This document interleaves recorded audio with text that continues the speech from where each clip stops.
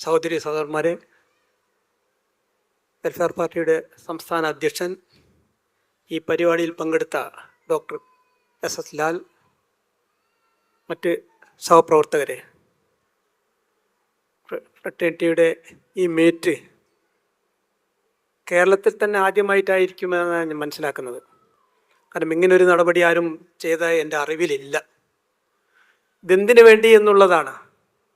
രാജ്യത്ത് ഇന്ന് നടന്നുകൊണ്ടിരിക്കുന്ന ഒരു വേർതിരിവ് നമുക്ക് എല്ലാ സ്ഥലങ്ങളിലും കാണാൻ കഴിയുന്നുണ്ട്.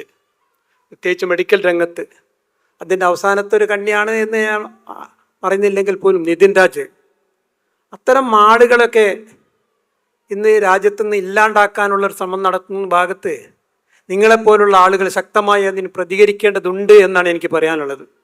കാരണം എല്ലാ രാജ്യത്തും എല്ലാ നാടുകളിലുമൊക്കെ ഇത്തരം സംഭവങ്ങൾ ഉണ്ടെങ്കിൽ പോലും കേരളത്തെ സംബന്ധിച്ചിടത്തോളം ഒരു ജാതീയത തന്നെയാണ് എന്ന് പറയാതിരിക്കാൻ വയ്യ.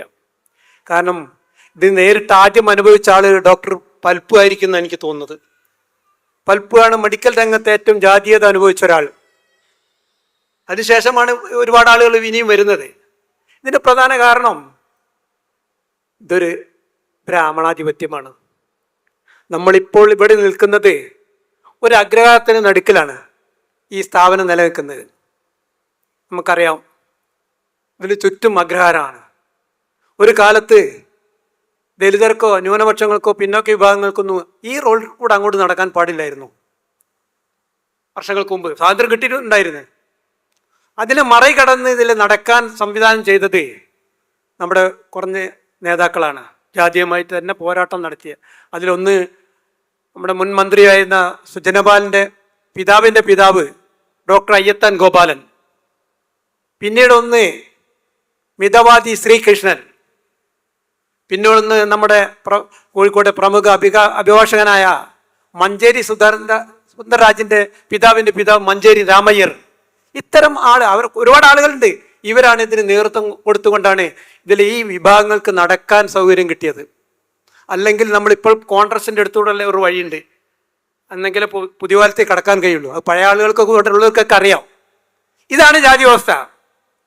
ഇത് മറന്നുകൊണ്ടായി ഇപ്പൊ ഈ പേര് വെക്കാൻ തന്നെ ഒരുപാട് കോലാഹലം നടത്തിയ ആളുകളാണ് നാട്ടിലുള്ളത്. ഈ പേര് ഓഡിറ്റോറിയത്തിന് വെക്കരുത് എന്ന് പറഞ്ഞ ആളുകളാണ്. ഇതാണ് ഇത് കേരളത്തെ സംബന്ധിച്ചിടത്തോളം വളരെ പുരോഗമനപരമാണെങ്കിൽ പോലും ഉള്ളിൻ്റെ ഉള്ളിൽ ഇത് നിലനിൽക്കുന്നുണ്ട്. അതുകൊണ്ട് നമ്മളെപ്പോലത്തെ വിദ്യാർത്ഥികളൊക്കെ പല ക്യാമ്പസുകളിലും പഠിക്കുമ്പോൾ വളരെ കരുതി തന്നെ ജീവിക്കണം.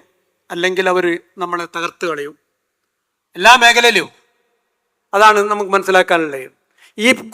ഈ ഓഡിറ്റോറിയത്തിനൊരു പേരുണ്ട്, കണ്ടംകുളം ജൂബിലി ഹാള് എന്നാണ്.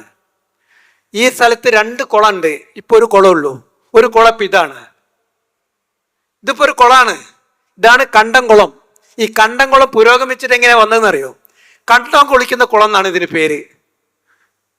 മറ്റേ സവർണം കുളിക്കുന്ന കുളം, അതിൽ താഴോട്ടുള്ള ആളുകൾക്ക് കുളിക്കാനുള്ള കുളമാണിത്. അതാണ് കണ്ടം കുളം. പിന്നെ അത് പരിഷ്കരിച്ച് ഭാഷയിലൊക്കെ വന്ന മാറ്റമാണ് കണ്ടം കുളം എന്നായത്. അവിടെയാണ് ഇപ്പോൾ നമ്മൾ നിൽക്കുന്നത്.